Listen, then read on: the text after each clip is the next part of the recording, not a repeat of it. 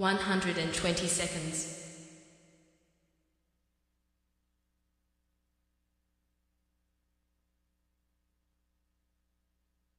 110 seconds.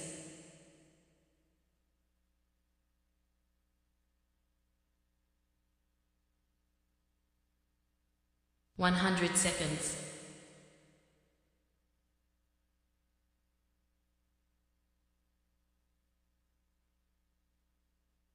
90 seconds.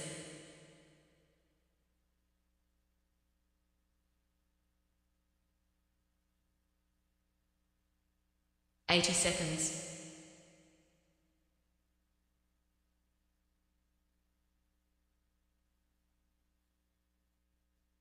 70 seconds.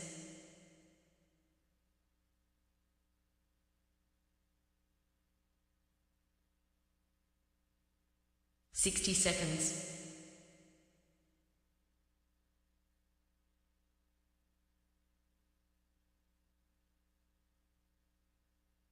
50 seconds.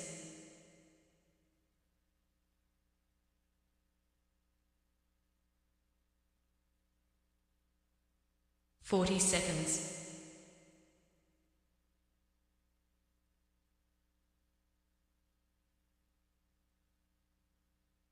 30 seconds.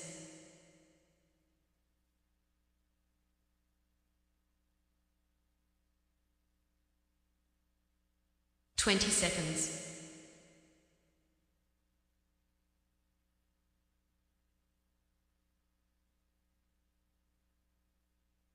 10 seconds.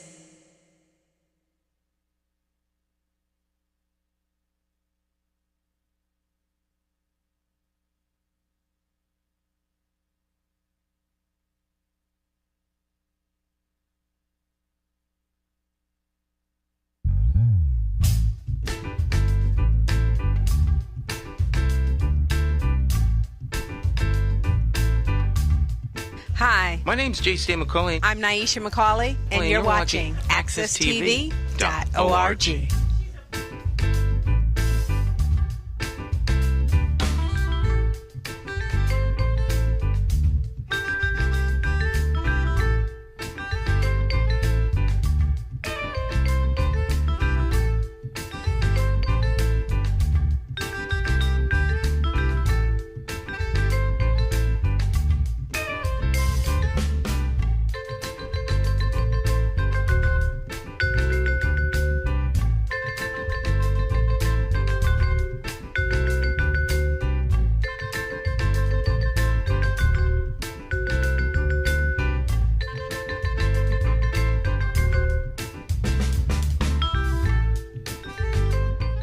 All right, my friends, once again, it is indeed time to get our talk on. It's Morning Talk with me, your host, J.C. McCauley, along with the champions of talk every morning at 8 o'clock, every Sunday.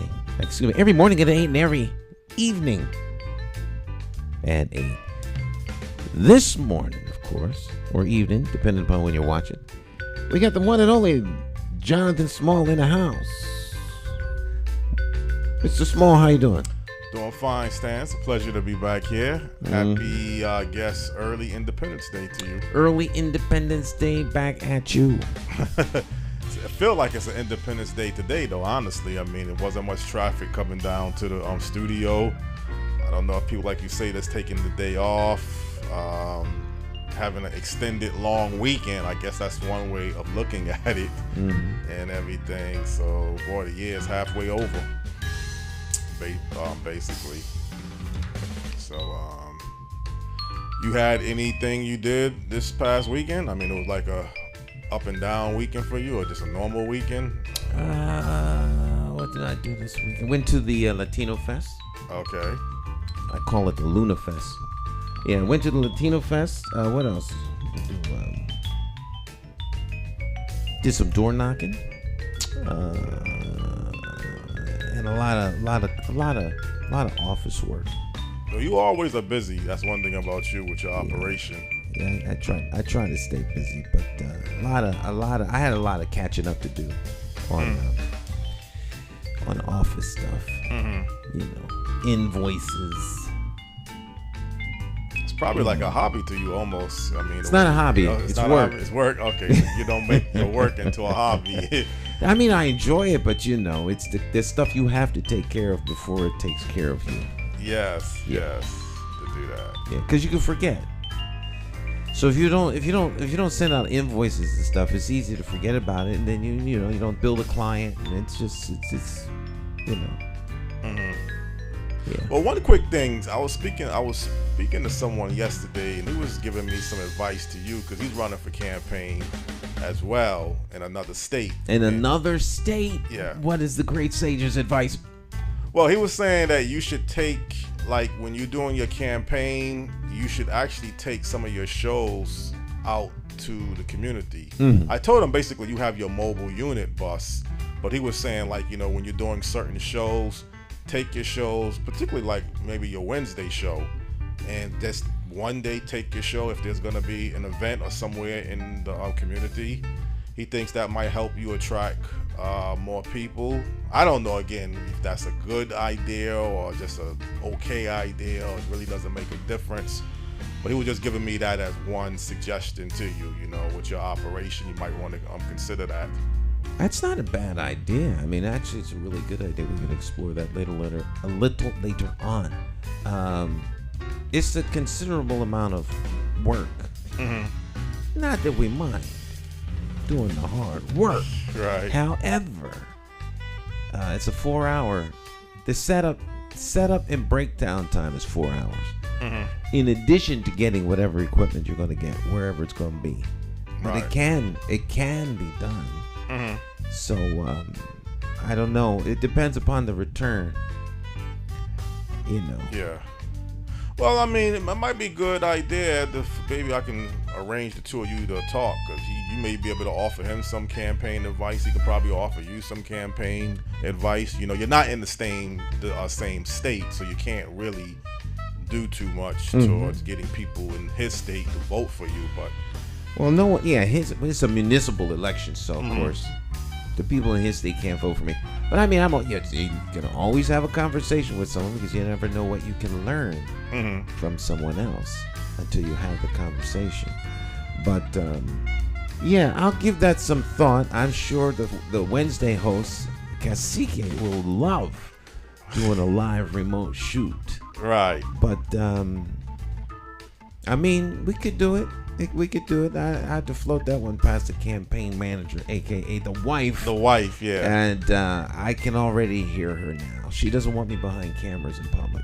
Oh, she doesn't? Right. So to do this in public, I'm behind a whole lot more than camera. Okay. But we can make it happen just like we do here. Well, one thing quickly, the key is, I guess, between now and the primary of September, I don't think it makes sense. Well, you could still do it after September. Yeah, it's a little around 70 days or so. Right. So you still have time. Yeah, I mean, we have time. Okay. Hey. Yeah, well, you know what, Jonathan? As I like to say, let's make it happen. Right. There You're we a go. doer. We'll do it. We'll get it done. You like basketball? You you used to like basketball? I'm not a big basketball player. I could get into the game. I was short in school.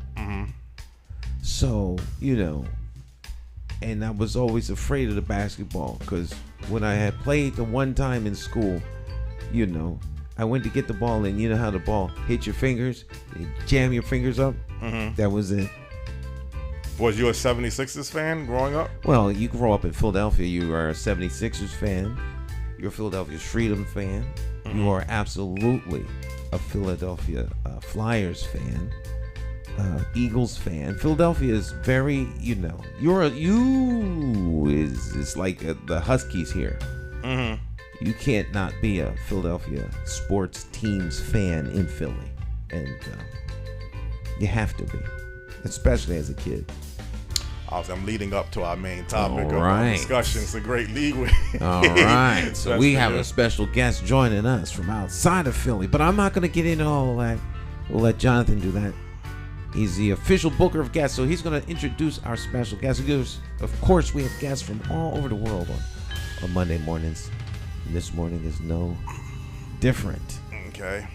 Well, good morning to people out there on Morning Talk Live with Jay Stan McCauley Talk Show. This morning we have an exceptional guest in the world of sports, and he brings a lot of insightful information, has a tremendous high IQ, I would say, in sports and probably many other areas of life, but definitely the sports world, and an excellent memory to go along with many other components.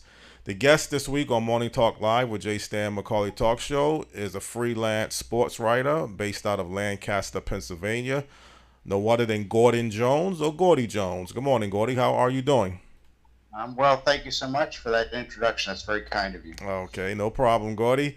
Gordy, could you kind of let people know a little bit about yourself and background briefly before we get into our main topic of discussion?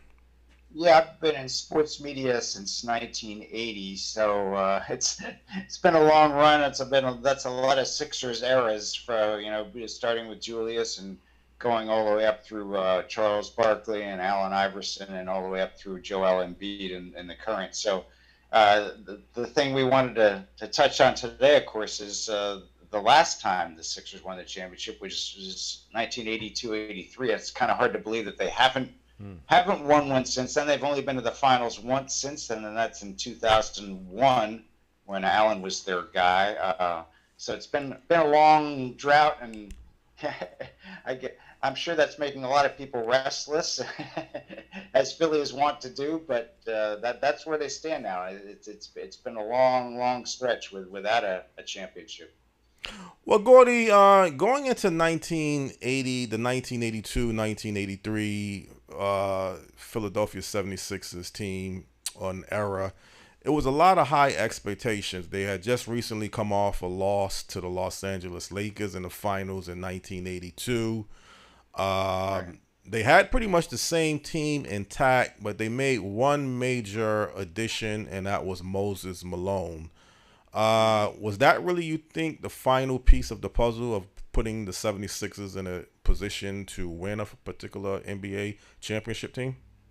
Yeah, absolutely. I mean, he was he was certainly, before that, they had always fallen prey to either Boston or the Lakers, and they of course all had very talented inside players. Kevin McHale, Robert Parrish for Boston, Kareem for the Lakers, and the Sixers had two capable guys, Caldwell Jones and Darryl Dawkins, but they weren't the player that Moses was. Moses is a multi-time MVP in Houston. He had been a multi-time rebounding champion, and they needed that one hard hat to kind of get him where they needed to go, and that turned out to be the perfect acquisition for their team. They ended up trading Caldwell Jones and a first-round draft pick who turned out to be Rodney McRae for Moses, and he fit in right away, and it was an instant chemistry with Julius Erving and Andrew Toney and Maurice Cheeks and all those guys. So it was quite a team, and Moses was the exact ingredient that they had lacked. The one guy that you really had to account for inside. And he was known for his offensive rebounding in particular, to the point that people sometimes suspected that he missed on purpose to kind of pad his stats, but he was the guy. I mean, they started that season 57-9, and then cruised through the playoffs. They won 12 out of 13 playoff games, and swept the Lakers in the finals. The Lakers had some injuries, which really factored into the sweep. James Worthy missed the series. Bob McAdoo didn't play much, and Norm Nixon got hurt in Game 1. And I suspect they wouldn't have swept him if those guys had been there, but it just felt like it was the Sixers' year that year. Well, let's backstep, because I'm a big Los Angeles Lakers fan, and I got to be honest, I dreaded Philadelphia. I didn't like that team. There was a lot of bitterness that particular year. But when the Los Angeles Lakers played the Sixers on December the 5th, 1982, they were full strength, and the Sixers came into the Forum and pretty much easily beaten the Lakers in that particular game. They had a rematch a month later, I believe a game that you had attended, January the 5th, 1983. Kareem was out of that game. Seemed like the Lakers, for some reason, might play a little bit better when Kareem is out. But I don't think anybody was going to stop that particular 76ers team. I think they were on a mission. They were committed, and Moses Malone just had a dominating particular season. Yeah. Yeah, that January 5th game, that's one of the greatest games I've ever seen. I mean, Magic had a triple double, and Julius had a big game, and Andrew Toney won the game in overtime with a little jumper in traffic. But that's there's video from that game that's often shown, that the famous Julius Erving rock the baby dunk over Michael Cooper that's shown again and again to this day. Mm-hmm. That happened that day. So it was quite a game between the defending champions and the champions to be, and I think the Sixers made something of a statement that day. It was kind of a shame that Kareem didn't play. As you know, he had migraines throughout his career, and he couldn't play that day because of that. But it was a wonderful game nonetheless, and the Lakers had a great team even without him. they were a deep, versatile team, and it was just kind of the Sixers' day, and ultimately the Sixers' year. Now, as a sports writer, you attend a lot of the games, particularly, let's say, the games at the Spectrum.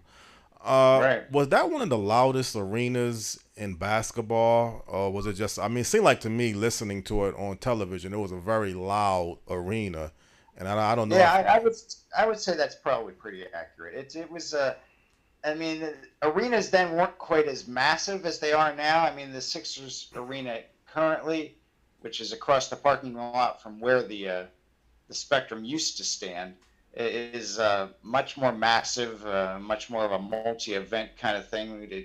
As with all arenas, they operate best when there's always something going on, and that's always the case at their current place. But the Spectrum was smaller and much more compact, and the sound really really stayed, kind of concentrated on the court, and the fans were much closer to the court. So yeah, I'd say that's accurate. And the other thing is I'd say is in the playoffs in particular, I've always thought that the sound of the crowd in the playoffs is there's something special about it. It's they're a little more attuned to what's going on, a little more engulfed in the action, and that certainly seemed to be the case that year. I mean, they had been close before, as you mentioned. They lost in '82 in the finals. They lost in '80 in the finals. They lost in '77 in the finals. And in 1981, they were up 3-1 over Boston in the Eastern Conference Finals, and they lost that series. So they had a lot of disappointment leading up to that. And that was the other factor. Beside Moses, that team was just, always pushing the boulder up the mountain. And they finally figured out how to get to the very top that year. Gordy, some people say not only is this 1982-83 Philadelphia 76ers team one of the top 5 greatest teams of all time, but they could be the best team of all time.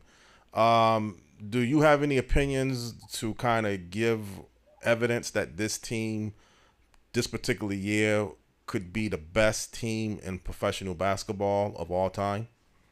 It's so hard to compare eras. The game has changed a lot. They don't allow hand checking as much as they did back in that era. The game's far less physical. Obviously, the three-pointer is, a big factor in how the game is played today. So, I mean, it's got to be in a discussion, I would think. I mean, you look at, for instance, the 85-86 Celtics. They were a great team. They went 40-1 at home. They had Larry Bird, Robert Parrish, Kevin McHale, and just a really deep team.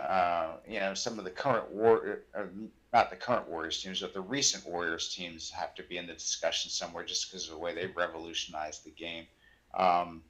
Certainly some of those Lakers teams also. And go back to some of the Bill Russell Celtics teams in the 60s. So I find it really difficult to compare eras, but I think there's somewhere in the discussion. My suspicion is that they're not quite as deep as some of those teams. I mean, Bobby Jones and Clint Richardson were great reserve players, but if you look at like the 85-86 Celtics, you can go down to the Scott Wedmans of the world and people who barely played but were all-star players elsewhere. So I don't know. I think they're there somewhere, but I'm not exactly sure where. Well, wasn't it at one point during the season it was some expectations that the Sixers were going to try to win 70 games? I remember hearing that throughout the season, that they were on pace to win 70 games. What kind of derailed that, I guess, ability to win 70 games for that particular team. Yeah, they were 57-9 at one point, and Moses had some issues with tendonitis in his knees late in the regular season, and there was some concern. They finished 65-17, so they got close. My suspicion has always been, had they held on to Caldwell Jones rather than trading him for Moses, that they would have won 70, because he would have been a nice insurance policy and really could have started alongside Moses, but they elected to include him in that trade to Houston for Moses, when in actuality they probably didn't even have to. They signed Moses to an offer sheet, and Houston, the way it worked then, the team that the player had previously played for could either match it or let him walk. And Houston was fully prepared to just let him walk, but the Sixers decided, well, let's make sure that we get this done, so we're going to include Caldwell Jones in that trade, which actually kind of rankled some of the players and coaches with whom Caldwell had played in Philadelphia, because he was the ultimate unselfish guy, the ultimate great teammate. And in fact, Moses had known him from the ABA, and at first he didn't realize that Caldwell was part of the trade, and he was really very much disappointed that he had been, because he wanted to play with him. Everybody loved Caldwell. He played forever and just was a very respected, unselfish player that everybody wanted to have around. But I suspect if they would have kept him around, that they would have won 70. Here's an interesting sidelight to Caldwell also. Billy Cunningham, the coach of that 76ers team, so beloved Caldwell that the following year, in 1983-84, he tried to give Caldwell his championship ring, and Caldwell being Caldwell, he turned it down. But that was he was a very respected guy, and I suspect would have been an integral part of the team had he stayed there. Well, what about Clement Johnson's when they made the pick, I guess, during the season, picking up him as a backup center? You had Earl Currington. Mm-hmm. Yeah.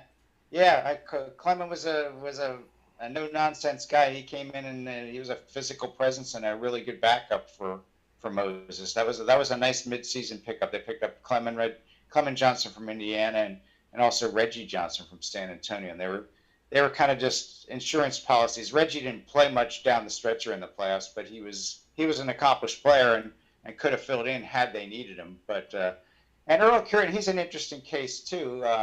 His only basket of the playoffs was in Game 2 of the finals. He hit a hook shot over Kareem because Moses was in foul trouble. So that was kind of an interesting situation that he kind of plugged in and did that. Mm-hmm. Stan, do you remember this particular team in that year? I don't know if you was paying attention, and because you was up here in Connecticut. So do you have any memories, or do you have anything you want to ask the guests about this particular team and subject? No. As I was mentioning, I might watch a finals of any particular sport, but I'm too obsessive about things. So I can't. If I get into sports, I'm gonna get like all the way in. Right. I'm just enjoying the conversation because I'm always love to hear sports fans talk because they go in deep. Okay. It's like you guys are watching the game all over again. All right. So just wanted to make sure. Yeah. All right. Well, Gordy, also one thing, I don't know if this has ever happened before, but during the All-Star game, the 76ers had 4 players that actually played in the All-Star game. You can't actually have more than 4 players to play in an All-Star game from on one team. Obviously, Moses Malone, Julius Erving, they definitely deserve to be in the All-Star game. Do you think Maurice Cheeks and Andrew Toney was having such an exceptional year that they also deserve to be in the All-Star game for that particular season? Yeah, Andrew Toney was a really kind of a forgotten great player, and he was great that year and certainly deserved to be there. And Cheeks as well. Cheeks was, just a defensive presence and a guy who just got everybody organized and was really an exceptional point guard. And I think they both belong there. And, Maurice is now in the Hall of Fame, which it surprised me that when he got chosen, but I was happy for him because he was a guy that was always lurking in the shadows and was very respected, and everybody knew how great he was. and Andrew would have been there, but he had some foot problems later in his career, and that really kind of derailed his career, which was really kind of a shame because he was a really explosive player. And I would have really been curious to see how his career would have played out because after Julius retired, after Moses moved on, after Bobby Jones retired, to have a team in the late 80s that has Charles Barkley and Andrew Toney as your key guys, I think that would have been a very interesting team. Well, actually, I mean, the year going into the finals, the Sixers really didn't have much of I guess, a problem. I mean, of which I guess a challenge if you really look at it. They swept the Knicks in 4 games. They beat the Bucks, a team that they always used to play in the playoffs. They beat them in 5 games, and then they would end up going against the Lakers, sweeping them in 4 games. Does that postseason to you kind of stand out as one of the best postseasons? How they was able to go and beat 3 different teams? Yeah, it was quite something. I mean, Moses there's some people who debate whether he actually said it or whether it was sort of a columnist kind of taking liberties and kind of saying that he said it or saying that he would have said it, that he said faux, faux, faux before the playoffs. And in fact, on the Sixers championship rings, it said faux, 5 faux. But I stand by what Bill Lyon, the late Philadelphia Inquirer columnist, once said. He said that if Moses didn't say it, he should have. So, so let's stick with that. And at any rate, it was just, as with the regular season, certainly the first 66 games of the regular season, every game was kind of the same. They just came out and just laid the wood to people. That's just what they did. I mean, they had some challenges every now and then. As you mentioned, they lost Game 4 of the Milwaukee series. That was the only game they lost. And the Knicks actually gave them a couple close games. The Knicks are actually up 20 in one of the playoff games, and the Sixers came back on them. So there were challenges along the way, but nothing that they were unable to overcome. Yeah, I remember Moses Malone dribbling the ball behind his back, or he did some type of spin move, and I said after that, I don't know if anybody could beat this team. I didn't because I didn't. Go ahead. That was something. He kind of saved the ball at the sideline, and he got the ball back and went behind his back and made a little finger roll. It was like this full court excursion against the Knicks in the Garden. It was really quite something, especially for a guy like that, who is obviously not known for his ball handling, not a guy you want to have the ball out in the open court, and yet he kind of did that. So it was quite a team and quite a season. And it's always interesting to me too, just how you always had Moses and Julius there. They were always doing the heavy lifting, but you always had chances for other guys to kind of chip in and have their little solos. Like Franklin Edwards made a game-winning shot in the Knicks series. Bobby Jones had some exceptional plays in clutch moments in the Milwaukee series. So you always had guys stepping up at different moments to get the job done, and that was kind of their hallmark. They were just a complete team from top to bottom. Well, I think the key that you just said was it was a team. I mean, Bobby Jones, a defensive specialist, Mark Ivoroni, sort of like doing the grunt work, the dirty work. Yep. Andrew Toney was like a killer shooter. He could drive you to the basket. He can knock down a 3-point shot. So it had a complete team. Clint Richardson was a good backup, fast point guard or guard. So they was pretty much solid all across the board. The defense kind of really stands out for that particular team also. They were a real top defensive team.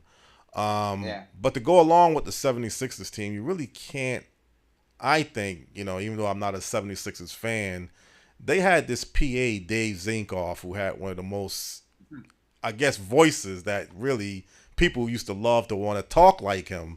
I guess explain a little bit about Dave Zinkoff. What kind of makes him so colorful as the Well, the interesting thing about that era, this is another thing about comparing eras of NBA basketball.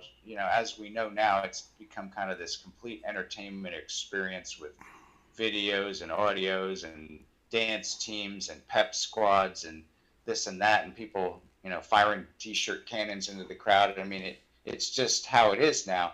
But in that era, you didn't have any of that. So Zinkoff was kind of the a one-man show, and he had this kind of nasally voice, and he kind of had a real impish sense of humor. Like he would announce a license plate early in the game and say, "Your lights are on, your doors are locked, and your motor is humming." And of course, that got a charge. And then later in the game, he would give the same license plate number and say, "The doors are still locked, the motor is still running, and the lights are dimming." He would say things like that. So he had a real sense of humor about his delivery, and it really he had this way of saying, for instance, if they were playing the Celtics, which was always, as you well know, a fierce rivalry, and he would say, "Celtics call time," and it was always. I always thought there was just the right amount of derision in that. The way he delivered that, as if to say, "You guys have a little problem over there or something."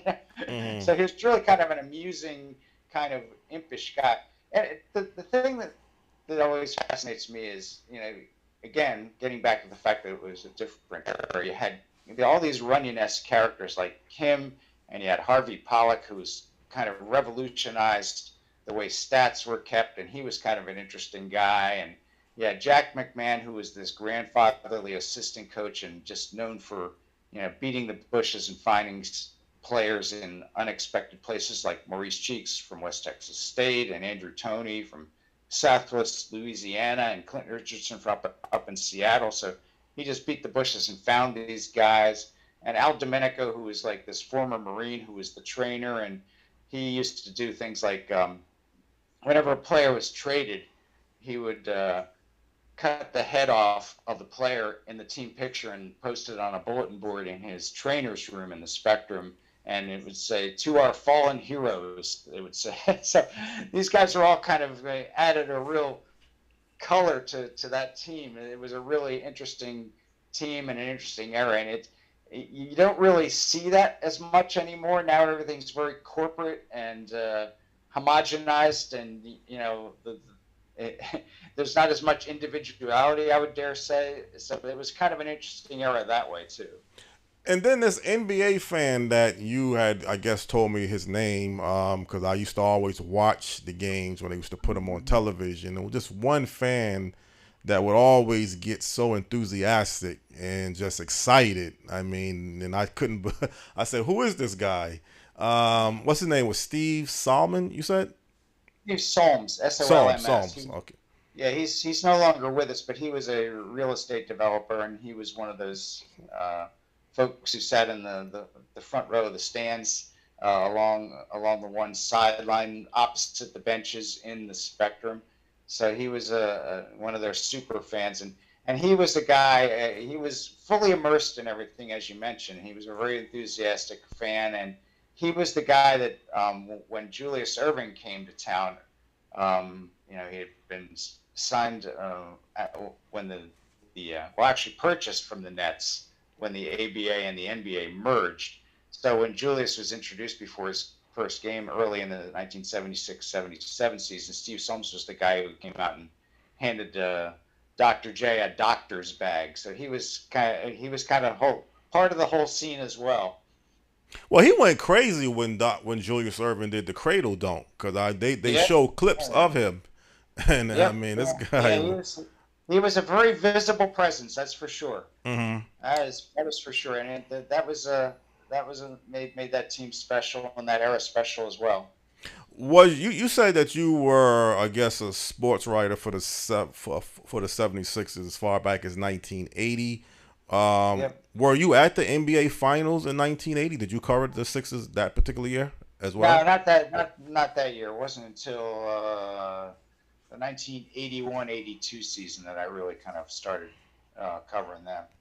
And then the late Chuck Daly, he passed away, so he was not part of. He left the Sixers in 81 or 82 as the assistant coach? It was before the championship season. He went and he spent a year coaching the Cavaliers. I mean, when Billy Cunningham became the coach early in the 77-78 season, he was a first-time coach, and they decided, and rightfully so, that he would need some veterans to help him along. And Chuck Daly was one of those that they hired away from the University of Pennsylvania, and Jack McMahon was the other one. And so they kind of, nurtured his development as a coach. And it was interesting about Billy because he had been a high scoring guy when he played, and he wasn't known for his defense at all, but he wanted to reshape that team. When he first started coaching, they had Julius, they had George McGinnis, they had World B. Free, they had Joe Bryant, they had Darryl Dawkins, they had all these guys, and it was, a star-studded team, but it wasn't really a connected team. It was more of an individualistic team, and defense was not really part of their makeup. So they remade that team, notably before the 78-79 season. They traded McGinnis to Denver for Bobby Jones, and they drafted Mo Cheeks in the second round, which is kind of amazing to think of today because he was such a talented guy. So those two moves in one off season really kind of went a long way toward reshaping the team and making them more of a defensive-oriented team than they had been. Where did Doug Collins fit in? Because wasn't Doug Collins part of the Sixers during that span as well? Yeah, he had all those foot injuries that really kind of curtailed his. He was a very effective player, but his career really went downhill because of all the foot injuries he had. And I forget which season was his last season, to be honest with you, but I think it was 79-80. I think. But at any rate, yeah, I'd have to look. But Doug really had. It was a shame because he was a really gifted player, but it just didn't work out physically for Doug. And as you well know, Doug later coached the team. In fact, it was the early 2010s when he coached the team, right before they embarked on their whole tear it down and build it back up thing, which came to be known as the process. Gordy, do you look at Andrew Toney as the X factor of that team? Oh yeah, for sure. He was fearless, and he could, as you mentioned, he could beat you from deep. He could beat you off the dribble, and he just, they called him the Boston Strangler because he had so many big games against the Celtics. In fact, I think the quintessential Andrew Toney game is Game 7 of the '82 Eastern Finals against Boston. Mm-hmm. Because as in the previous year, the Sixers went up 3-1 in the series, and then Boston won the next two. So now you're going back to Boston, tied 3-3, and you think it's going to happen again. And then Andrew went up there and just wore them out. He had 34, and they tried everybody against him. They had ML Carr on him. They had Chris Ford. They had Quinn Buckner. They had Danny Ainge on him, and he just wore them all out. And it was a really big-time performance in a clutch setting. And one of my favorite Andrew stories is when he was a rookie, 79-80, he's walking into Boston Garden for the first time, and as you know, there's a train station below the Garden, so they let him off there, and he's walking around, he's going, "Where's the gym at?" As if to say, I'm not impressed by this place. I can play anywhere. I don't care if it's Boston Garden. I don't care if Bill Russell played here. I just want to get into the gym and go at these guys, and that was Andrew. He had no fear. Well, I'm going to be honest. As a Lakers fan, I used to always wanted to model my game like Andrew Toney because that first quick, he had like a first quick step. They say he really wasn't fast, but he was very quick. He could go from, I guess, the outside to driving in the lane so quickly. And I just thought that guy was just explosive, how he could shoot. He was just a deadly, like you say, had he not gotten injured, and he would have kept that same pace, he definitely would have been a Hall of Fame player. He was just really there's no doubt in my mind. It's just a terrible shame that his career got derailed the way it was because, as you mentioned, he was quick, he was strong, and he was just fearless. He just wanted everybody. He just went at everybody. He didn't care about your reputation. Mm-hmm. He just knew that you were the guy standing between him and where he wanted to go, and that's what he was going to do. He was going to go at you, and he was a really unique guy that way. Stan, does your father like the 70s? I think I asked you this question before. You said he's more like a football fan. So no, he's 76ers. He's a 76ers Sixers, fan? Okay. Eagles, Phillies. Okay. Was he? Did you talk to him when they won that championship?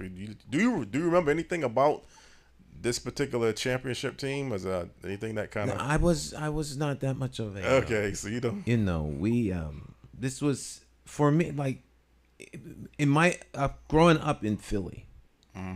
The Flyers were really big for 2 years, and everyone played street hockey. It was very, very big, and I grew up in Bucks County, which is outside of Philly, and no one was in school that day. They closed the school because of Flyers Parade. So our world was more in playing street hockey everywhere. Mm-hmm. So I missed out on the Philadelphia. I missed out on the whole basketball era coming There, because of street hockey. Well, again, Gordy, I mean, where does the 76ers kind of stand for Philadelphia? Is they one of the, if you had to say for Philadelphia sports teams, would the Sixers be the number one team, or is it the Eagles? Is it the Flyers? Is it the Phillies? It's the Eagles far and away. It's Mm-hmm. the Eagles have really kind of they dwarf everybody else now. Oh, And I think the Phillies just went to the World Series, so I think the Sixers are probably no better than third on the list at this point. It's just because of circumstances, and they've been unable to get over the hump.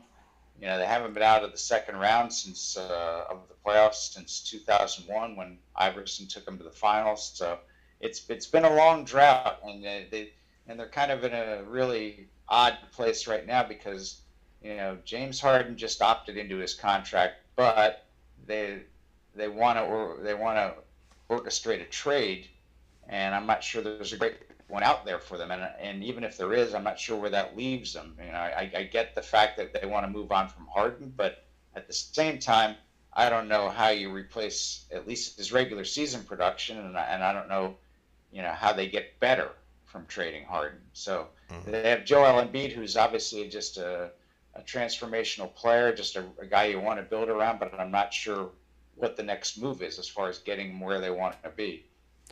yeah, but Gordy, at that time, back in 82, 83, I think everybody throughout the country had three NBA teams. Either you were a Lakers, Celtics, or Philadelphia 76ers team. Unless your local area where you live at, obviously you would root for them. But if you took a neutral place like Connecticut here and other parts of the country, and the Sixers and the Lakers and the Celtics just seemed like they were the main top three teams. I mean, were they that successful that they just stood out? I guess you can put a lot of other factors like Larry Bird, Magic Johnson, Julius Erving, kind of like the showmanship of the game.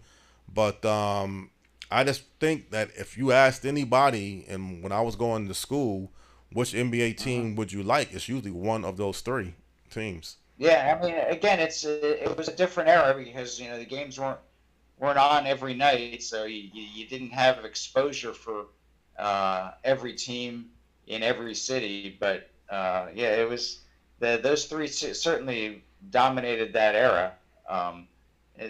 Particularly as it turned out, the Lakers and the Celtics. I mean, in the '80s, the Lakers won 5 titles and the Celtics won 3.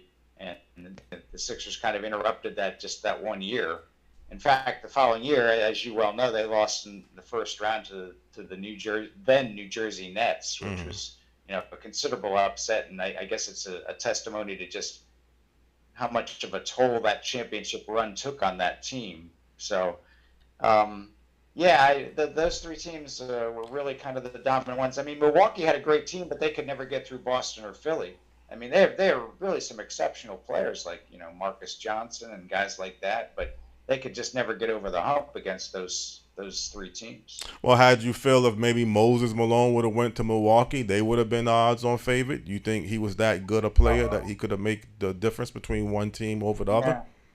Yeah, because the Bucks of that era, they kind of were floundering around trying to find find a big guy themselves, and they brought Dave Cowens in when he was sort of at the end of the line. And in fact, they gave up Quinn Buckner to get him. And Quinn had been a pretty important guy for Milwaukee.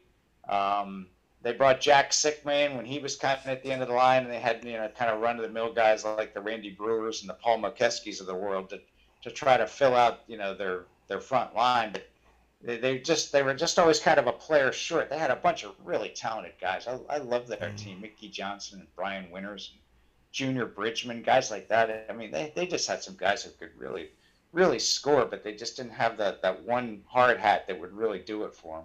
Well, were you at, or do you remember the 81 Eastern Conference semifinals between the Bucks and the 76ers when it came down to Game 7 in the Spectrum? No, that was a little bit before I started covering the team. I remember that they had, what was it, 8,000 in the Spectrum for Game 7 because it was, I think, Mother's Day and the Phillies were playing across the street or something like that, and so it was a really odd thing that they played a Game 7 and they had 8,000 people there, which was really kind of a troubling thing for basketball fans, certainly in the city. Yeah, I think that was Easter Sunday actually. At least, there you go. I knew it was a holiday. I couldn't forget. I couldn't remember what it was. Yeah, okay, I think you're right. And I watched that game. That was a very exciting game. It came down. I think the Sixers held the ball. They ran the clock out. They couldn't foul them. Right. That game was back and forth. So I guess the competitiveness that the Sixers and other teams brought during that era was very exciting, good for the NBA. But obviously the Sixers from that 83 championship team have never been able to win another championship. Did this kind of surprise you that they broke up the team sort of in '86, trading Moses Malone and giving up their draft pick? I believe they had Brad Daugherty, I believe, and then somehow they screwed that up and made some changes. Yeah, they made two trades on the eve of the draft in '86. They traded Moses to Washington for Jeff Rulin and Cliff Robinson. And they traded the first overall pick, which turned out to be Brad Daugherty, to Cleveland for Roy Hinson, and it just really derailed them for, as you might imagine, because it just didn't work out. Rulin was never healthy. Cliff Robinson and Roy Hinson never really worked out, so it really knocked them off their axis. It was really kind of I mean, I always maintain that if you make one of those trades and not the other, you're okay. But I didn't understand the thinking. I guess they worked Daugherty out and didn't really care for him, and they didn't want to take Lenny Bias for whatever reason. I mean, who knows? Who knows if they knew something that other people didn't, but they decided they didn't want to go there. So it was they kind of outsmarted themselves and ended up making two horrible trades, and it really derailed them.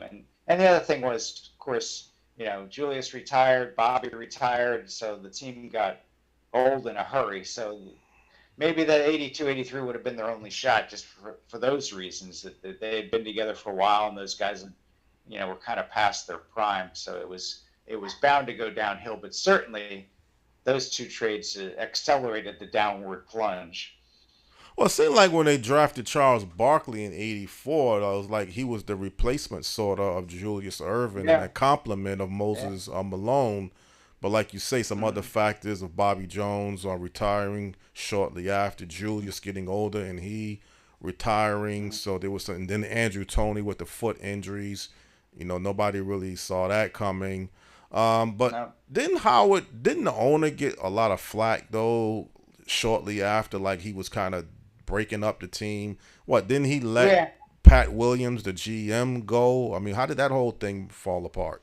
Yeah, well, right after the '85-'86 draft, Pat Williams went down to Orlando to help start the Orlando Magic. He was a very respected general manager. He had been there since 1974. And also Jack McMahon left after the '86 draft. And Harold kind of rubbed a lot of people the wrong way. He was kind of a hard-driving guy, and he had his opinions, and he was going to make his voice heard.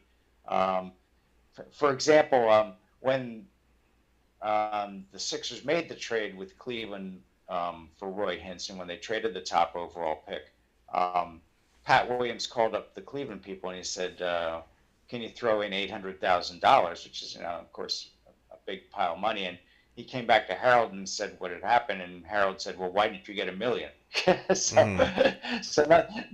I think he was a hard-to-please guy, to say the least, and he certainly was going to make his voice heard.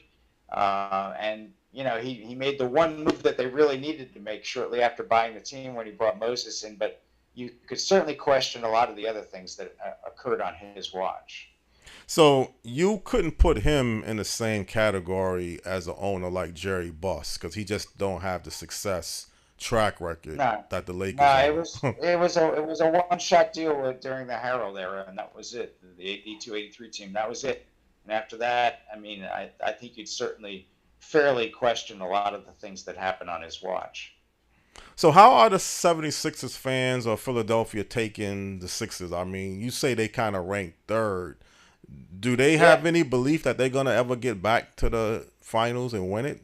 Is that any belief that Well, you? I'm beginning to want. I mean, you never know from year to year what's Mm, going to happen. I mean, strange things happen. I mean, for instance, you draft Tyrese Maxey 21st overall. You don't expect him to be the player he's turned out to be. So weird things can happen. But boy, it certainly has been a long time, and a lot of different ownership groups and general managers and this, that, and the other, and they just haven't been able to get over the hump since 2001 as far as reaching the finals, and since '83 as far as winning the finals. It's just really hard to do, and they're caught in this rut now where they can't seem to get beyond the second round, despite having Joel Embiid, who's one of the best players in the league. So it's really, I you never say never. I mean, it's bound to happen at some point, you would think, but it's certainly not on the immediate horizon that they're going to get there. I don't see that. I don't think anybody does. So I wonder where they go from here. Like I said, they're kind of in an odd place now because they want to trade Harden, but I'm not sure they know where or that they know what they can get for him that would really alter the face of the team and make them appreciably better. did their coach Doc Rivers get fired, or did he just step down? I mean, how did that whole thing fall He apart? got fired. He Yeah, got fired. so now they brought in Nick Nurse, who won a title with Toronto in 2019, and in fact, that was probably as close as this era of the Sixers has gotten to really making a deep run. I mean, they lost in Game 7 in Toronto in the Eastern semis when Kawhi Leonard made the memorable shot from the corner that bounced on the rim 4 times and fell in improbably. And that was the Sixers team that had it had Embiid, and they had Tobias Harris, and they still had Jimmy Butler, and they had Ben Simmons, who was still, at least a rising player at that point. His career has since kind of taken a left turn, but that was probably the best team they've had in this stretch. And now, Simmons and Butler are obviously gone. Tobias Harris might very well be following them out the door because he's going into the last year of his contract. So they're still kind of shaking up the mix again. But that was as close as they've gotten to being making a real deep run. I mean, the thing about that shot is, I mean, it was an improbable shot, but if he doesn't make it, the Sixers still would have had to win in overtime on the road. A lot of people seem to forget that they think if he hadn't made that shot, the Sixers would have won the game. No, the game was tied. So they would have had to win an overtime game on the road, which would have been tough anyway, and then they would have had to win, the next round just to get to the finals. But that was as close as they've come to really making some noise in this stretch. Well, Gordy, again, I know you don't like to compare. Maybe you say it's not fair to compare different teams in different eras, but just to say some of the great NBA teams like the Chicago Bulls with Michael Jordan, the Los Angeles Lakers with Kobe and Shaq, how would any team be able to defeat the 82-83 76ers team if, both teams are healthy and playing on their game? I mean, what would the Bulls, in your opinion, have to do with Michael Jordan and Dennis Rodman? Is it like a strategy you think they could skill a set to beat that particular team? Well, Michael was such a great player at both ends, and and then Scottie Pippen was obviously one of the great perimeter defenders and a pretty capable scorer himself. So, I don't know. I hesitate to compare teams from different eras just because the game has changed so much. But man, Michael was a force of nature. he was something else. I mean, you'd hate to ever bet against him because he was just a different kind of guy. He was just over the top great, and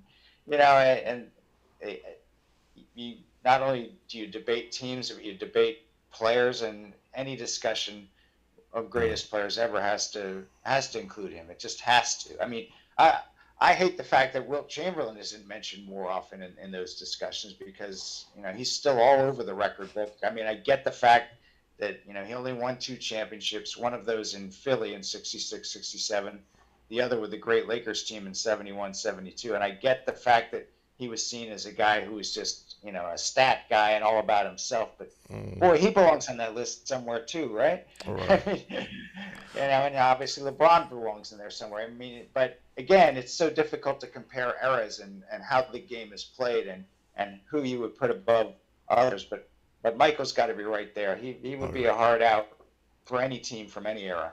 One last question, because we're out just about running out of time. I never saw one player give Kareem Abdul-Jabbar so much trouble as Moses or Malone. I mean, what was it about Moses that Kareem really couldn't defend? It just seems like he couldn't do anything against Moses or Malone. I mean, was it just the type of style that Malone played that gave Kareem so much trouble that particular year? Yeah, I mean, Moses was just a whirlwind. He was just a Tasmanian devil. I mean, I've heard him described as a guy who didn't really dribble efficiently and didn't really have a pretty shot or anything like that, but he just kept coming at you, and it was really exceptional. One of the best lines that was written during that season, a columnist for the Philadelphia Daily News named Mark Wicker wrote, "Moses doesn't get tired, but he's a carrier." Meaning that he was just going to keep coming at you, and he was going to wear you out, but he was never going to get tired. And that was him. He was just going to, he was all about the effort and all about bringing his lunch pail and all about just coming at you.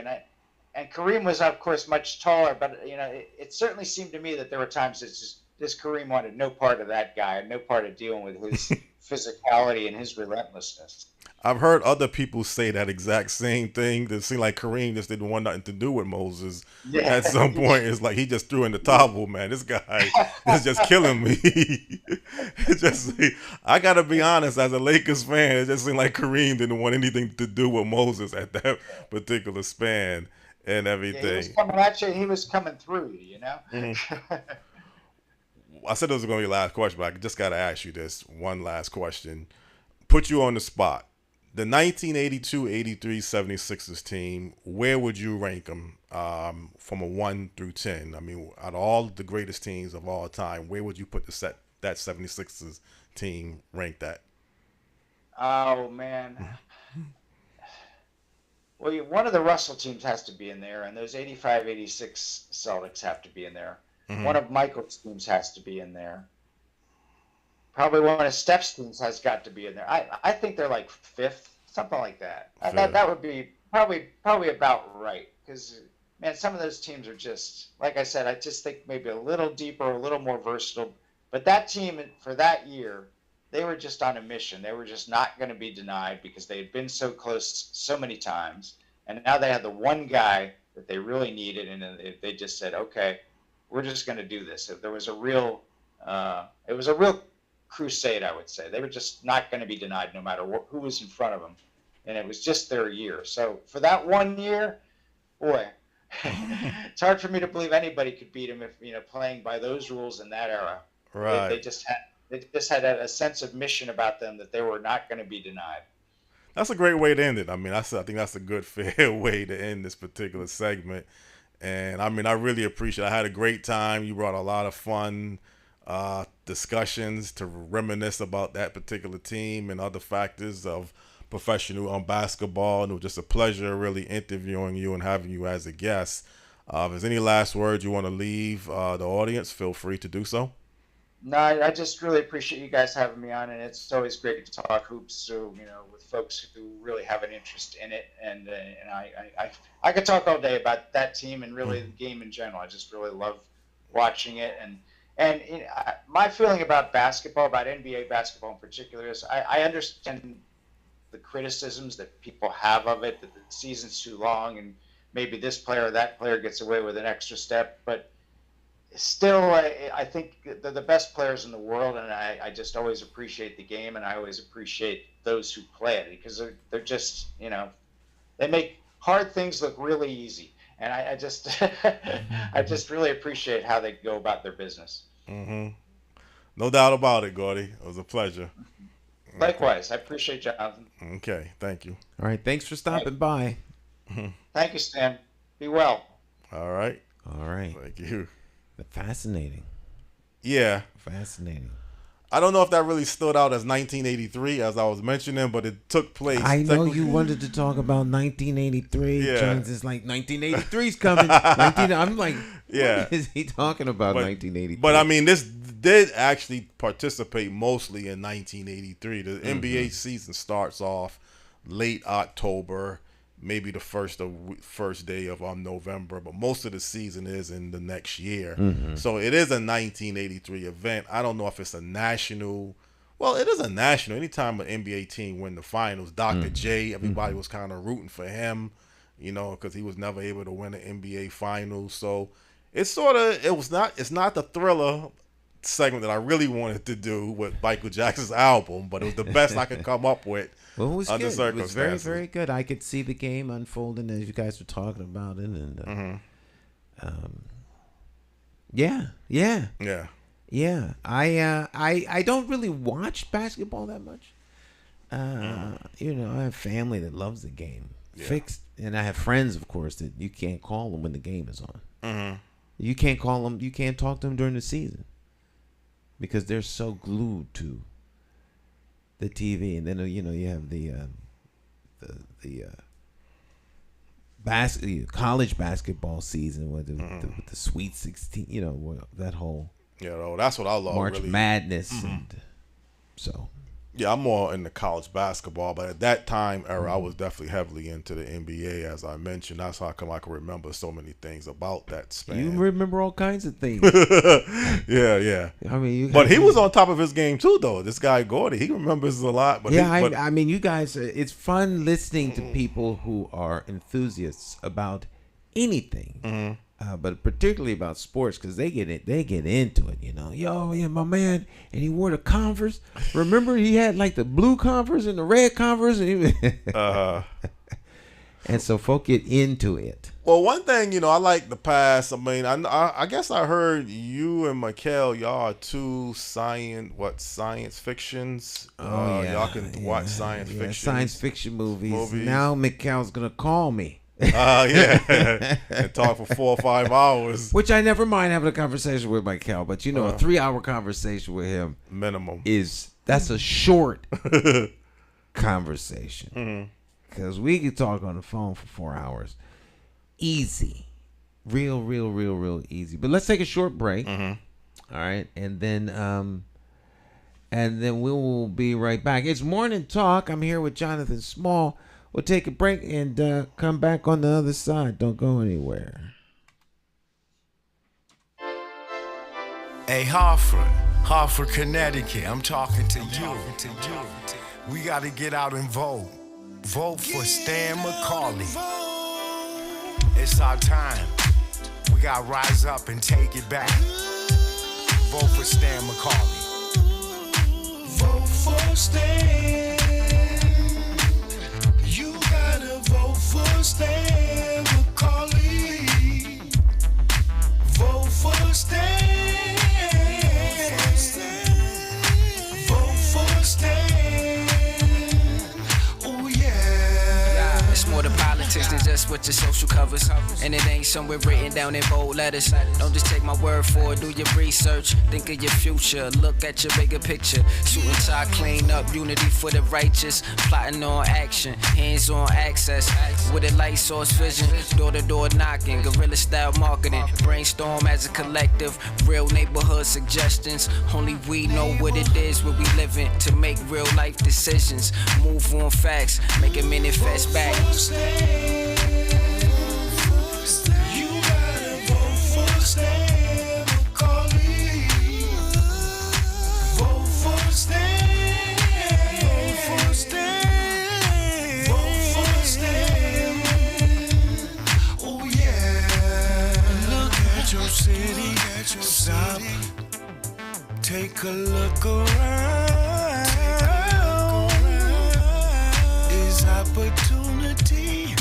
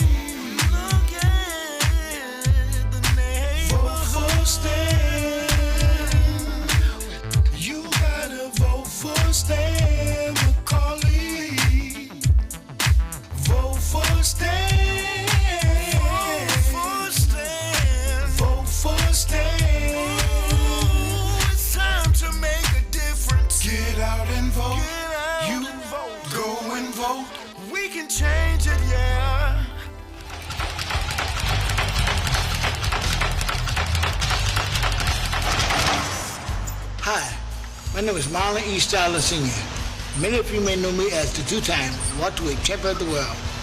I'm here to tell you that Democrat J. Stan McCauley, as our next smile, will fight for you until the last bell. Help me throw a knockout punch. Go out and vote for Stan the Man. My name is J. Stan McCauley, and I approve this message.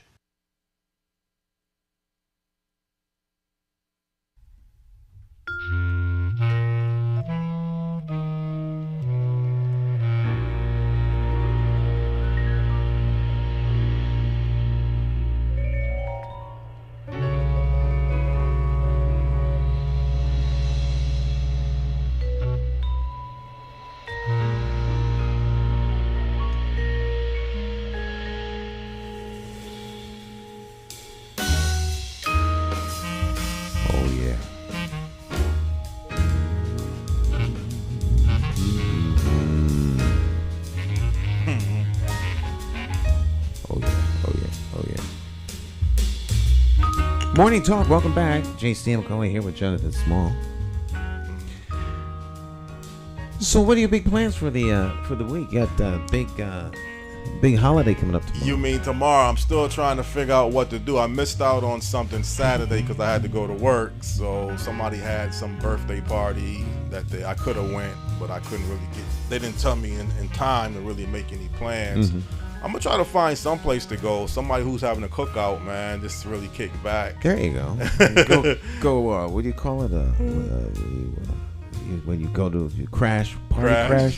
Yeah, let's do some 4th of July party crash and drive around the city looking for for barbecues to crash. If you're having a barbecue tomorrow and you would like to have us come by and eat up all your food.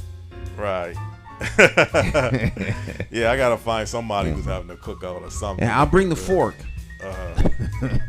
But yeah, it's gonna be one holiday off that day, so it kind of works out nice. And before I get into some heavy topics, because I know usually we always talk heavy, but I want to keep it a little bit light. One more segment with the science fiction type of shows. You like Star Wars, right? Like the move, like Star Trek, Star Wars. Well, I like anything science fiction, really. I mean, Star Wars, the new stuff is really good. Andor, the Mandalorian, right? Ahsoka. There's a lot of stuff coming out of the Disney Star Wars camp, which is really good. But I can never get into that Star Trek, though. Even the Star Trek is like old school. It's original. Next Generation, Deep Space Nine, Enterprise. Some of the new stuff is just like not worth my time. Yeah, but even the original Star Trek, I just could never get into it, man. I mean, maybe it just wasn't my cup of tea, or I didn't really program myself. You're not a science fiction guy. I'm not a science. You're a sports guy. But no, I do. Me and Michael talked about this. I did love the Buck Rogers TV show and the movies. Goodness. Buck Rogers going way back. Yeah, but I was a kid, but I thought that was the bomb, man. Buck Rogers. Well, you couldn't tell anybody like about Bugs that. Bunny and things like that. You go way back. Mighty Mouse. Yeah, the Underdog and things. But see, you saying Star Trek, like the original William Shatner back in the '60s. That was before my time. But even the reruns, I just can't get into that. Well, it had run its course. By the time you were younger, you were that wave was ahead. That wave had already passed. So we're riding on that wave. The William Shatner. Star Trek only had 3 years. 3 years. That's what I'm saying. That's the Desilu. Lucille Ball. If it wasn't for Lucille Ball, there would be no Star Trek. Yes. But that was all about the space era of John F. Kennedy planning to go to the moon. I mean, that was the whole era. Was that something like that? Everybody was into things spacey.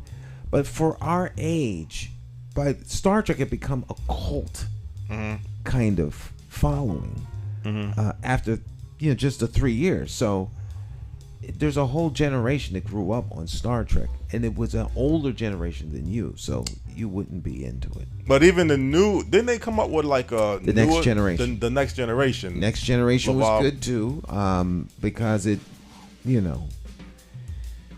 But some people just aren't into science fiction. Yeah. Now, Battlestar Galactica, I did like that. Battlestar Galactica, the original. The original one. Have you seen the remake? No, I haven't. Oh my gosh, it's like one of the best series ever. It's in the top 5. Breaking Bad, The Wire, Right. and Battlestar Galactica. I'm serious. There's 84 episodes. I've seen the whole series at least 3 times. 84 episodes. I've seen it 3 times. 3 times. Yes. So you heavy into that. Battlestar Galactica is very, very good. I think I've seen Breaking Bad twice. I've never finished the entire Wire. The Wire is generally thought of as number 1.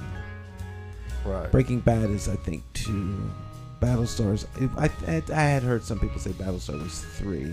It depends on who you're listening to, but yeah. But they all had the same concept. Even like the Buck Rogers, like was 2005. Buck Rogers. I didn't like Buck Rogers. You didn't like Buck Rogers? Yeah, with the little thing.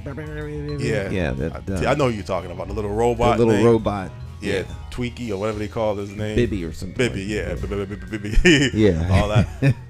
But they were trying to portray like the new Chicago or whatever, because he was from Chicago, and so he fell asleep or something, or he was in a deep freeze, and then he wakes up 500 years later. So is that how the world really gonna look? 2,500 or 2,480? That's something like that. People, robots every place, and it was just a. Well, they won't look like the robots in that era, because that era of robots was very boxy looking. Now we have, of course, androids like Data. And you actually have humanoid android type robots now that are like real. They're actually real. They're very frightening, actually. Right. Science fiction. No, science fact now. Science fact. Yeah. See, I don't know if you can say the $6 Million Man was a science fiction Steve Austin. show. Steve Austin. I love that one. Yeah, rebuild him. You remember that? Yeah. Right. And the noise is the slow motion. Yeah. That's what. Since he can't run fast, we'll slow the film down. Make it look like he's running. Yeah. Fast. And he was just. I love that show. See, I don't know if you classify that as science fiction, but making somebody bionic. I think that's science fiction. That classifies as science fiction. And he had 2 legs. 2 legs, 1 arm. 1 arm, and the eye. And a bionic eye. And I think he had a bionic ear too. Couldn't he? No, that was the bionic woman. Yeah. Yeah. Good show too. Yeah, yeah. But then Oscar Goldman, if you remember the OSI. Yeah, Oscar. That's right. Yeah, good old Oscar. Mm-hmm. So yeah, that's back when they used to show you everything. You get out of the car, walk across the parking lot, come through the lobby, go up the steps. At least 20 flights. They carry everything. Yeah. Yeah. What I probably got to do is just get someone from a TV expert and cover a lot of different shows. Oh, there's plenty of people out there that go in deep with all of the programs. Adam 12. Yeah. Starsky and Hutch, Beretta. Oh yeah, those are the cop shows back Miami in the days. Vice. Oh yeah, I love that now. But what's this guy McCloud though? He McCloud. He rides the horse from New Mexico. Yeah, he was a law enforcement. A law enforcement. Now I love that show. McMillan and Wife. Yeah, I watched that a little bit. McMillan, but Dallas was really one of my top 5 shows. JR. I guess you probably watched the Who Shot JR episode, because that was the big one. I was working. Right, okay. So I was those things came out when I was I've always worked second shift. That's right, because they come on at 9 o'clock. So those shows came on at night. I probably could watch the whole entire Dallas offering, and it would be like a first time viewing. First time, yeah.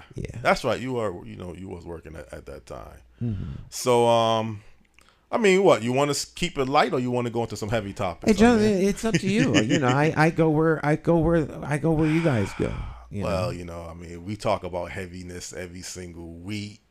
Well, you can keep it light. We try to keep it light on Friday. So you can keep it. And sometimes it gets heavy, but we try to keep Friday is the light show.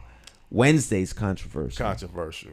And Mondays is generally very, very informative with a little bit of heavy. Well, I don't know, man. What you think homicides? I mean, what the mass shooting in Baltimore, kids having a block party, 30 people get shot. It's just, you're seeing the wheels coming off of society because the great weightier issues of our time and era are not discussed. We live in a land of entertainment. We want to be entertained, and then things that are going on in the real world we don't want to know about. But every once in a while it breaks through and we hear about them. Then we're forced to deal with it almost like it's a distraction.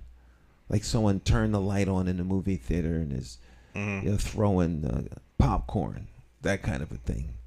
Every time I come here, you're throwing popcorn. Stop it so I can enjoy the rest of my movie. But these things are outward manifestations of bigger problems within the society that no one really wants to address. They just want to take, if we get rid of guns, then people stop being mean to each other. That's not, they douse everybody with, nitric acid or throw gasoline in a room, get balloons filled with gasoline and throw them inside a room and light a match. People are dealing with some serious, serious issues. And as a society, we don't want to deal with those issues. So we expect someone else to do them. But it's us. We have to deal with these things. There's a big problem with gun violence. But the bigger problem is the violence. And violence is an outward manifestation of a different issue. This should be treated as a public health issue. And you come up with a cure. We recently came off of a global health issue, and all the forces of medicine and government and everything else came together to try to find something to resolve the issue. Whether or not that worked, another subject for another day. But they tried to do something. No one is trying to do anything about the violence. Well, the only thing I will say, somewhat of a disagreement, is whoever had the gun in the car, I think they do have some surveillance cameras of the car that shot people in Baltimore.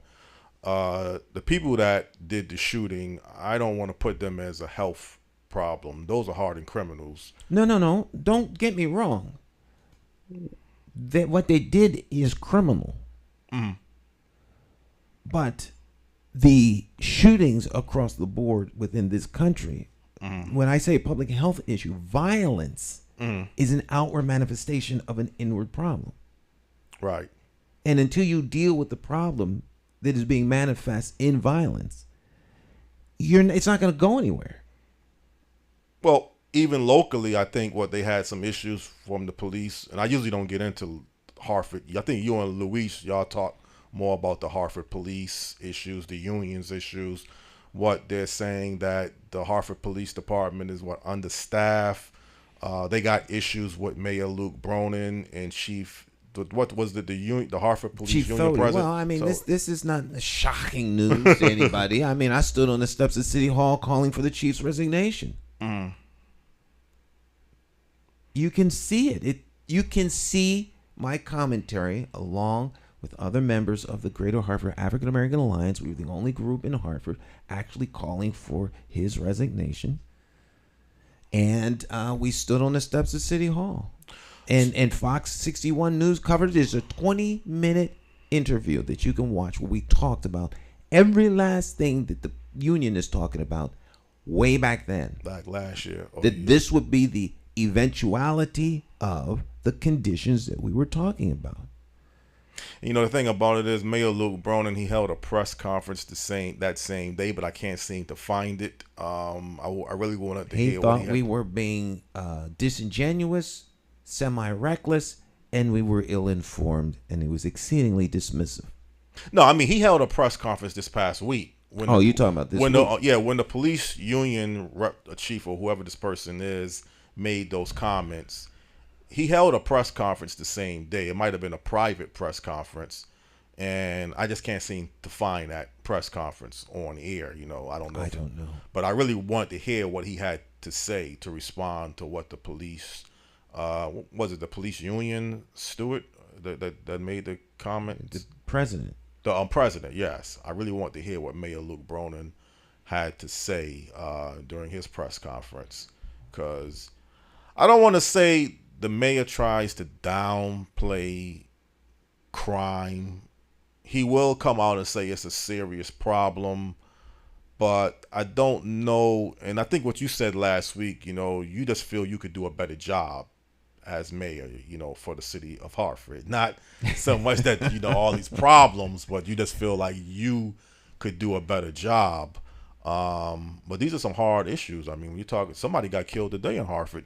So these are some hard issues that you're talking about. If adding more police to the Hartford Police Department is a good start, would you like to see 500 police officers, or would you think that's the problem? We need as many police officers as is necessary to do the job. Okay, that's fair. It is clear that we are understaffed because police officers are leaving the department. You will break its capacity to maintain order. And that is an unacceptable issue. Public safety is not a political issue. Public safety is a public safety issue. And there's a certain level of responsibility that those that are elected to represent the constituency in the management of the city have to maintain and keep public order and public safety, which goes a lot further than just the police. The fire department, the flood control. I mean, it goes on. There's a lot of things involved in keeping the city safe. And it takes human capital to do that. And if that human capital dips below, you have an issue. So what happens if, God forbid, 30 people are at a retirement party and they all get food poisoning. Right. 30 police officers. And they all get food poisoning. And they had to have their stomachs pumped and they're out of work for 3 weeks. Now what? Who's going to cover for that? Yeah. So, state police, you got the federal government. I was just going to say that. What are you going to do? If you don't people take vacations. They have accrued sick time, vacation time. If you don't have enough police officers to do to fulfill their shift, and this is not limited to the police, it's any workforce. So, in your job, right, if you don't have enough people doing the work, and you're working overtime, and you get a little bit tired, and you're not paying attention, you could get sucked into the intake of an aircraft. Well, that actually just happened recently. Right. Of course, one of those was suicide. It was? From what I understand. Oh, I didn't even know that. Right. Someone did this intentionally, I think. Okay. But nonetheless, this happens on a more than regular basis than people would like to realize. You don't hear about it. But you have to be on your P's and Q's. You do. The ramp is in a very, very, very dangerous place. Very dangerous. And so your alertness goes. Police officers get stressed. You're working overtime. You're not getting the proper sleep. You don't eat properly. Next thing you know, you have somebody that's agitated. Instead of de-escalating, you're escalating. All of these things work together. And people are human.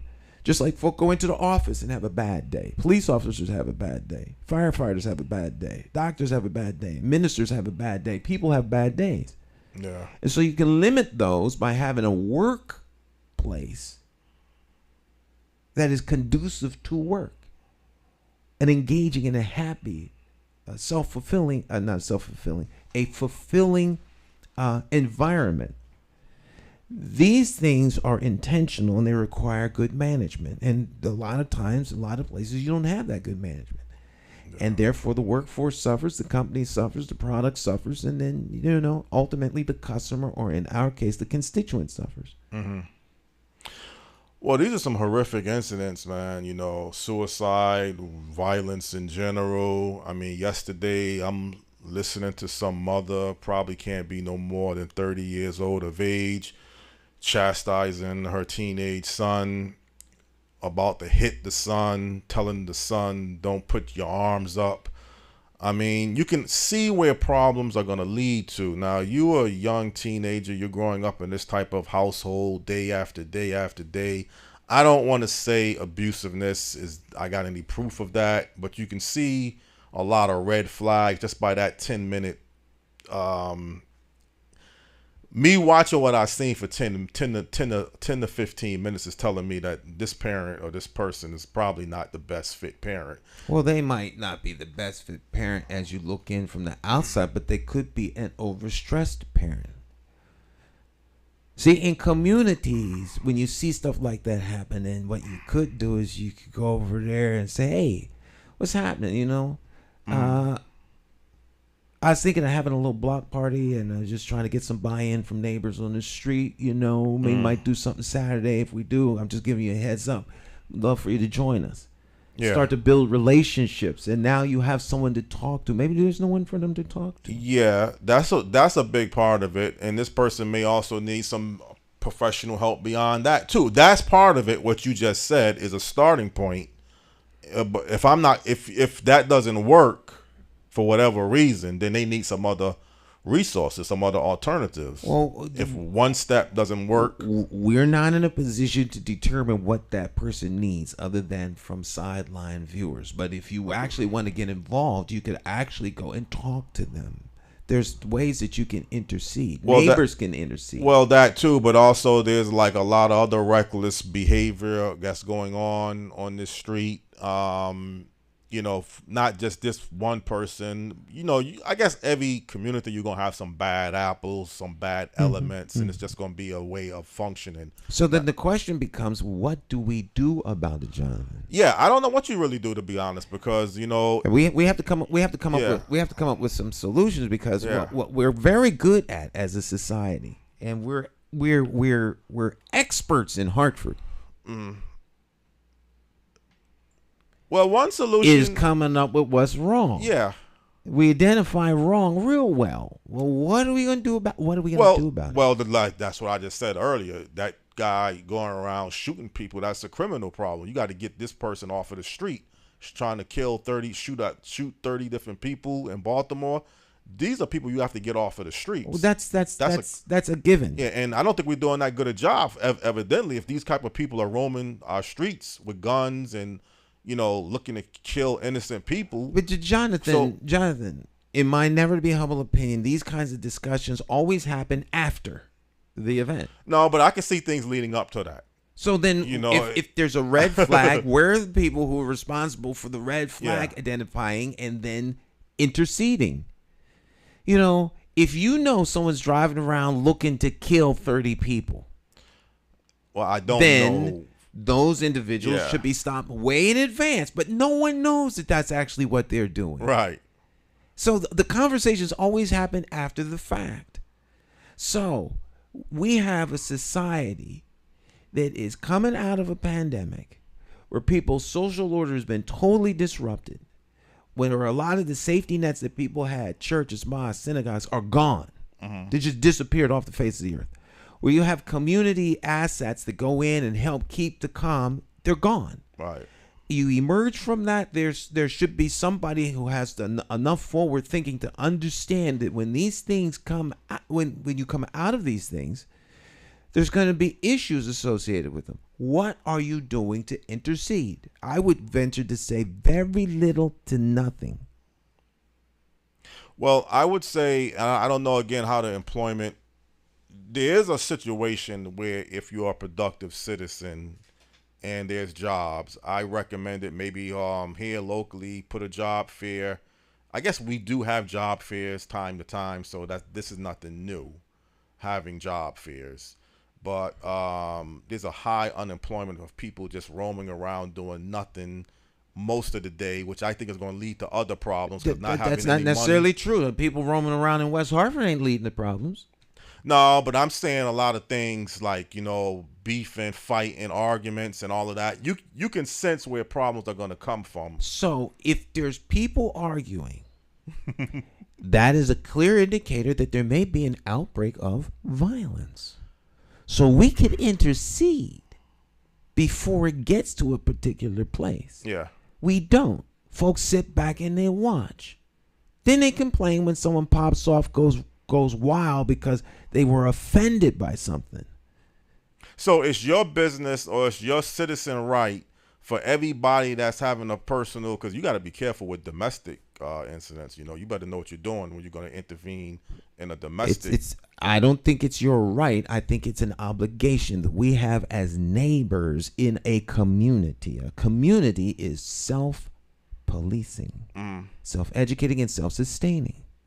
If you can't police your community, then you don't have one. Well, if the neighbors don't care for one another enough to say, hey, can you come here a second? I need a little help with my phone. It doesn't mean you jump in and try and break up a fight. There are ways to get people to calm down, to move them away from what it is that they were doing. Intercede. Yeah, if you call the police, they'll stop. Well, I don't mean call the police. You don't want to go that route. Care enough to just have a conversation with someone, Jonathan. Right. There's so many different ways people can intercede if they had a community. Yeah, I agree with that. You don't. Oh, I may not believe it's a real community. I may not believe what I'm saying.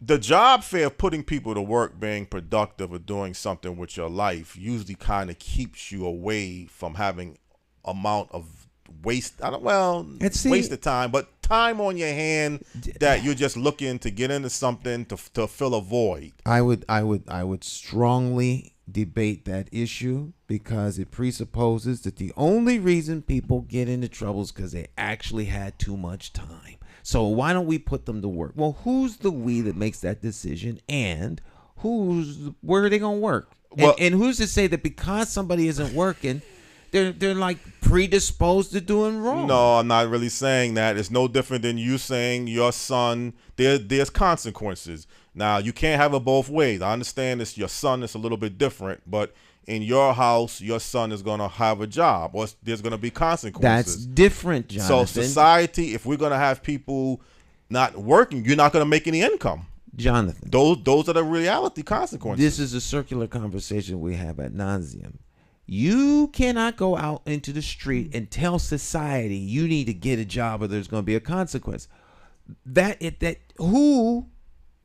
Who has the right to do that? You don't have to tell them. They're going to realize when they have no income coming in that is going to be a consequences, which could lead to something else. So I don't have to tell nobody if you don't have a business or you don't have a product to sell. If you don't want to work a 9-to-5 job, then it's not going to be consequences. You're going to realize, unless you turn to crime, that week after week after week, right, you're not going to have no income. Just like what you're saying with your son, you're trying to prepare him early. We're making a giant leap from people shooting up a crowd to folk not having a job. You're talking about things that should be common sense to most human beings. Right. People know that they need to eat. And they will find a job. You don't have to have a job fair for them because they have to realize it's their responsibility to go out and get a job. The job fair can kind of be the placement assistant sometime. You have... And so if you don't have a job fair, are you suggesting that they won't be able to find their way to get assistance? No, I'm saying... Because that's why you're making it sound. The job fair can sometimes be awareness of jobs that you may not be aware of. Okay, somebody told me about a particular job I was not thinking about. I didn't need to go to no job fair, just a networking base of somebody letting me know about a particular job, and then you go apply for the job. So if there are job opportunities out there that people don't know about, they're not prepared for, I don't know if that's where the job fair falls into the solution piece. Okay, a person may have a lot of different companies that's looking for people. You can go on Indeed, other sources, and check, online for different companies that's out there. Well, I think that's a whole nother subject. Whole other subject, right? I know. To me, we're talking about intervening where there's red flags. Yeah. And people on the edge where if there's no intercession there, that they're gonna go out and shoot people up. But you didn't like my advice of calling the cops, though. I said No, I didn't say that. You didn't say that? Okay. If you see someone engaged in some sort of criminal activity that requires law enforcement, then you should call the police. Right. I'm suggesting that we should be neighborly enough, community-oriented enough, that when we see or hear disturbances, that we care enough to intercede. We know them. Hey, Billy, what's up, man? I don't want to interrupt y'all. Can I ask you a real quick question? That's enough sometimes. Right. You don't wait until the person's over there beating the other person with a baseball bat, and I knew that was going to happen. This has been increasing for the last 6 weeks. Well, this person was saying, like, this is my son telling somebody else, I don't want my son over here doing that. It seemed like, I'm just going by an observation. This person would try to contradict you or saying, don't be telling me how to raise my son. I'm not saying for sure that's how that person would have responded. Right. I'm not talking about you going over there telling them, don't you be hitting on your son. I'm saying diffuse the situation, right, by having them come talk about something that seems totally off topic. And in doing so, you pull them away from that human activity of being angry and yelling and screaming at the son. Then, over the course of the week, you have some conversations. Sit down, have a coffee, a beer, whatever it is that people do. Sit on the steps, talk. And then you can begin to reason with people. And then say, yo, is everything all right at home? But these are where you ease into these conversations because you have a community. Right. And you're neighbors with one another. You're right. We have people who are neighbors who would listen to each other argue, but would never ring a doorbell and say, how are you doing? That's not a community. Right. It's not the government's responsibility to make sure you all do these things. It's the community's responsibility. Now, to the degree that we can, we need to rebuild these communities. Give them back the tools necessary to be sustainable. That has to be intentional. Right. Well, you make a good point about that part. You ease into something, not just tell this person, look, you raising your son the wrong way. You ain't gonna get into trouble with that conversation. So that's a conversation you don't have. If you think that their son should be raised a certain way, then you model the behavior for them. Or even calling law enforcement, because sometimes, that you could handle something a little bit easier than bringing the police involved. Well, yeah. I mean, you call in law enforcement for something, you could be totally off base. You calling law enforcement because you think somebody's gonna get hurt. Well, again, these are things I sometimes classify as airing our dirty laundry out. Unfortunately, we have dirty laundry that exists. Everybody does. Everybody does. That's true. It's not like we. Who's we? That everyone has stuff they don't want other people knowing about or talking about. Yes, but how we go about dealing with it, sometimes bringing it out to the public is not always the best way. Like you say, maybe you handle once things it's public, now everybody weighs in on your issue or somebody else's issue. It's not their issue. And again, I'm kind of wrong bringing your son like I do every now and then. Well, you can bring my son. That doesn't matter to me. That's a different. When you are raising, you may not believe that he should have to work if he's going to be in the house. I believe what you're saying, but I'm saying that could be part of the problem towards the community. Maybe other parents or other adults don't see it, because you were saying in the long run you're not going to kick him out, but you want to make sure that if he's not in a position to have an income, if you are of working age, my daughters know this. They're 13 and 12. Right. Now, when they turn 20 years old, if they don't have a job, we're going to have a problem, because you need to be gainfully employed or thinking along that line for your own sake. Right.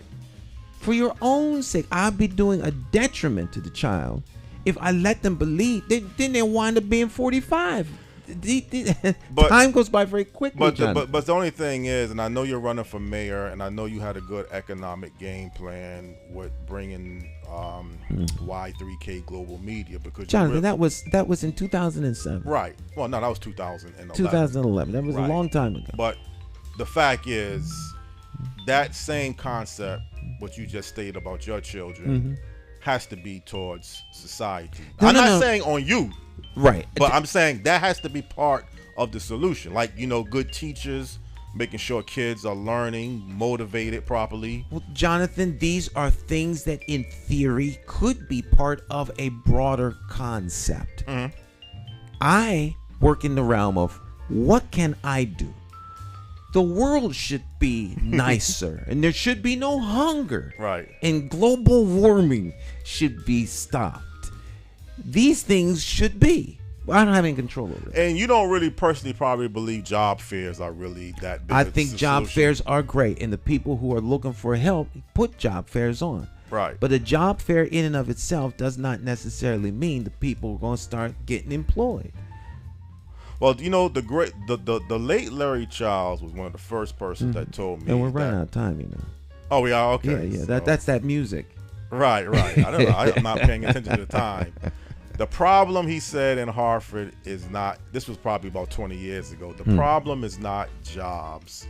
This problem is you're not getting the jobs. But really, he should stay, the problem may not be good jobs, that you have good companies that pay well. It's just people are having some time of difficulty getting the good jobs. Well, we are initiating something. We released a press release this morning, the closing the literacy gap. First and foremost, people need to be real about what the situation is in Hartford. 61% of the adults in Hartford are functionally illiterate. They can't read an ATM machine. Right. So if you have a population that can't read, can't fill out an application, in what capacity are these people employable in a technologically growing society? So, you have all the job fairs you want. If people can't qualify to get the job, you still have a problem. So we need to rebuild our communities. We really need to rebuild the capacity and the human potential that we have in our citizens if we want them to truly be able to be in a place where they can function and be better contributors to the society and rebuild our communities. These are intentional things. That's a great follow-up to your Wednesday show, this illiteracy campaign that you said you have in place. Yeah. That is an excellent solution. Because well, it's the 6th point in our 6-point plan in terms of priorities, realigning Hartford's priorities to help get Hartford where it needs to be. It's more than a vibrant buildings downtown. It's actually the human beings that make up the community that live, whether they're downtown or Frog Hollow or North End or South End or Silent Hill or Blue Hills or Behind the Rocks, or leave somebody out and get in trouble. Any of the 17 communities that make up Hartford, they're people. A community is people. It's not buildings. It's not how much money can be extracted. It's people. Well, again, your approach is not to look down on people or make people feel ashamed because they can't read or write. It's try to help them where they can We read. want to help people learn how to read or write. So the challenge will be, I'm going to learn Spanish. Oh, okay. I become conversationally fluid in Spanish in 4 years because I'm functionally illiterate. I'm totally illiterate when it comes to Spanish. Right. All right. So I can't read or write Spanish in a city where Spanish speaking people are the majority. All right. So just like I'm saying people need to be able to better have command of English, I'm talking about English learners. Yeah. All right. I'm not talking about Spanish speaking people or any of the other 76 ethnic groups that live in this international city. I'm talking about English people, people coming out of high school and can't read or write or function. So if I'm going to ask people to take that challenge, want to remove the stigma, make it a challenge, then I'm going to put myself in the same boat. So I'm going to learn Spanish. If I can do that, then we expect that other people can do the things that they need to do. But we're going to roll this all out on the 11th of July. We're going to have a big press conference in front of City Hall. That's next week, actually. Next Tuesday. Next Tuesday. Yeah. All right. But we're out of time, Jonathan. All right. Great show. Great interview. Great ability. A great format that you put together, and I appreciate this. All right.